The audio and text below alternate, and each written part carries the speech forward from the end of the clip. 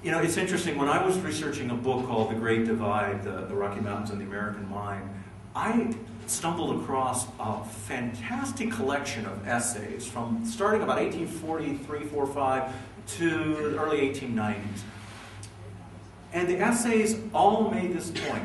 They warned, they said, if the capitalist system that America was embracing ever lost its tether to some higher set of ethics or ideals, if we ever, as they said commonly in the 1880s and 90s, became a nation that was more interested in who we were as far as status and the accumulation of material goods than we were devoted to higher ethics and higher principles and ideals, we would self-destruct. They predicted it in the 1840s, and they predicted it all through that century, and I think of it often these days. I might say the same thing, though, about wilderness therapy. It will thrive only to the degree that those who offer it, no matter the pressures to structure and quantify and make safe, and I know those pressures are building by the year, those people have to keep in touch with that part of the wild that first carried their calling.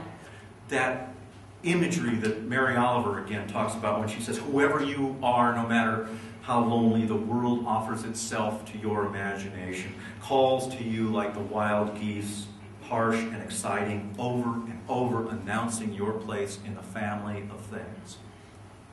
That's the relationship that I think we all need to cultivate. I think when any of you, or any of us, I should say, give the gift of wilderness to ourselves, we don't just bolster our chances of surviving the cultural trends, the industry trends. I think we really, truly reanimate that part of the brain and the heart that has to evolve alongside of all of our intellectual cleverness, much as it did at another time 50,000 years ago. So I ask, what will you do with the rhythms of the wild? That kind of creative force that guided in the hands of those artists in the Chauvet Cave 38,000 years ago, that kind of rhythm and urgency that in the early 19th century led to this fantastic 3-year-long debate among the clergy of Eastern America about whether nature was the hand and voice of God or whether nature was God himself. That force that allowed fresh life to seep into that brilliant, broken group of kids I followed through southern Utah a dozen years ago. What will you do with that? The Ojibwe people and the Ojibwe tribe was very much a part of the landscape in which this tragedy of my life occurred. They would probably tell you that your job as a field staff or a wilderness therapist is really just a fragment, a tiny fragment of your narrative.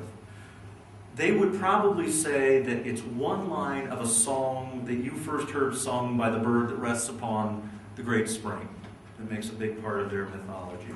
And that it's the spring that holds the promise, not the bird. That spring flowing without comment, with neither request nor agenda, in that deep, unfathomable part of the wilderness.